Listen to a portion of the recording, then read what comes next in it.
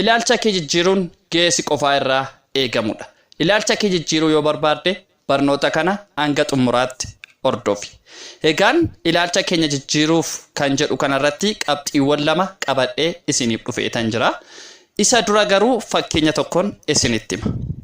Guyyaa tokko dooktoratu namoota haraqee dhugan yookaan namoota alkoolii dhugan walitti qabee gorsuu eegale. Gaafa kana dooktarri kun maal godhaa? Burcuqqoo lama qopheeffate. Burcuqqoo isa tokkotti alkoolii naqee, burcuqqoo isa tokkotti immoo bishaan naqe. Burcuqqoo kana lamaanitti raammoo keessa bubbuuse jechaadha. Burcuqqoo isa bishaan itti naqe sana keessatti gaafa raammoo keessa buusu, raammoon guutummaa guutuutti haala gaariitiin bishaan sana keessa socho'uu eegale. Gaafa isa alkoolii qabu keessas raammoo buusu, raammoon kun sekondii muraasa qofa alkoolii sana keessa socho'uudhaan du'aan addunyaa kanarraa boqote. Gaafa kana doktarichi akkana jedhin, mee burcuqqoo kana ilaaltanii jirtu? Mee wanta kanarraa maal barattanii jedhe. Gaafa kana isaan keessaa namni tokko harka isaa wal qabeetu akkana jedhin, egaa araqee dhuguun gaariidha. Maaliif yoo jette immoo burcuqqoo isaa araqeen itti naqamee jiru keessatti raammoon sekondii muraasa qofa keessa sochoote. Akkas jechuun gaafa nuti haraqee dhugnu raammoo garaa keenya keessa jiru haraqeen sun ni ajjeesa jedhe. Argitanii? Kun ilaalchadha. Jireenya keenya keessatti wanti guddaan jireenya keenya jijjiiruu yookaan jireenya keenya akka nuti hin milkeessine godhu ilaalcha keenyadha. Dooktarri kun maal jechuu barbaadeeti? Yoo haraqee dhugdan haraqeen kun akkuma raammoo kana ajjeese isiniinis ajjeesuu danda'a jedheeti kan inni barsiisaa jiru. Garuu namichi kun akkamittiin hiikkatee gaafa haraqee kana dhugnu raammoo garaa keenya keessa jiru ni ajjeesaa jedhe. Kanaafiyyuu ilaalchi keenya akka nuti ittiin fudhannudha jechaadha. Wanti addunyaa kanarra jiru amaas ta'e gaariin tokkollee hin jiru. Wanti amaas gaaris godhu jireenya keenya keessatti ilaalcha keenyadha. Soo kanaafiyyuu ilaalcha keenya jijjiiruu qabna jechaadha. Egaa qabxiin inni jalqabaa maal jedhaa? Ofii keef gatii kenni kan jedhudha jechaadha. Jireenya keenya keessatti ofii keenyaaf yoo gatii kennine jireenya keenya keessatti wanti tokko ammuma gatii isaa gaadha kan jedhamu. Kanaafiyyuu soo gatii nuti ofiif kenninu jireenya keenya keessatti murteessaadha. Yoo ani hin danda'u, ani milkeessuu hin danda'u, ani jireenya koo jijjiiruu hin danda'u jennee ofitti himna yoo ta'e jireenya keenya keessatti gatii nuti ofiif kennine sanaan namoonni kaanis nu madaalu jechaadha. Argitanii? Gatii nuti ofiif kenninu jireenya keenya keessatti isa murteessaa fi isa olaanaadha. Jireenya keenya kan jijjiiru gatii nuti ofiif kennunudha. Soo kanaafiyyuu maal gochuu qabna ree? Gatii guddaa ofiif kennuu qabna jechaadha. Eeyyee nan danda'a, nan milkeessa. Anaafis kana hojjechuun hin danda'ama. Wanti addunyaa keenya irratti hin danda'amne inni guddaan wanta hin yaalamiin qofaadha. Namoonni baay'ee dogongora sodaatu. Dogongora sodaachuu isaaniirraa kan ka'e wanta tokko yaaluuf baay'ee dhiphatu. Yoo wanta kana hojjedhee dogongoree jedhu, yoo wanta kana hojjedhee milkeessiin afeewu maaltu narra gahaa jira? Sanaaf hin dhiphatiin. Namni hin dogongorre yoo jiraate addunyaa keenya irratti isa du'e qofaadha. Inni du'e ka'ee hojjechuu hin danda'u. Ka'ee wanta tokko milkeessuu hin danda'u. Soo du'eera namtichi. Kanaafiyyuu ati jireenya kee keessatti dogongora hin sodaatin. Ofitti amanamummaa qabaadhu.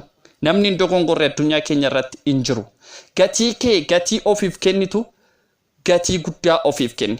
Fakkeenyaaf akka siinoo tiraakii tokko fudhachuurra warqii kiiloo tokko fudhachuutu caala. Argitanii? Warqii kiiloo tokko ammam akka isheen geessu, ammam inni ga'u tilmaamuun isin rakkisu. Akka siinoo tiraakii tokko ammam inni ga'u isinitti himuun nan barbaachisu. Soo dhakaan gatiin isaa ammamidha, warqiin kiiloogiraamni tokko immoo hammamidha.